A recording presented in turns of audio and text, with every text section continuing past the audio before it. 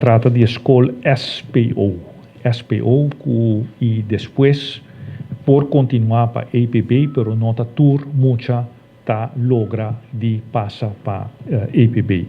Se te promecos comissão que nós estamos trabalhando para o doorstroming vira mais flexível. E o doorstroming de SPO para APB e de APB para API. Para sobre a turta trata de escola de ofício.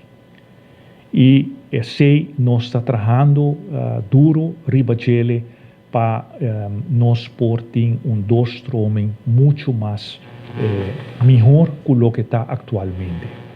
Esse é promessa. De dois está com instrução vai na SPO para amplia com ano mais.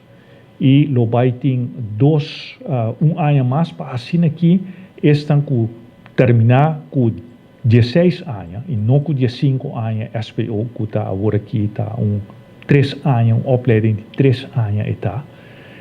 Para sobre que nos leerplichten vai ter com 16 anos. Todo mundo tem o direito de ter educação até com 16 anos.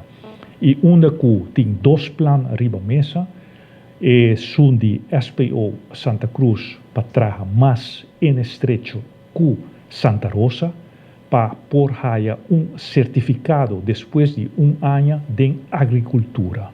Para sobre Santa Rosa, sumamente contento com o emocional aqui de SPO Santa Cruz e não também de envolvimento com o projeto de agricultura e maneira de usar a agricultura também para nós onde é ponto de prioridade para nosso governo e também dentro do currículo da escola.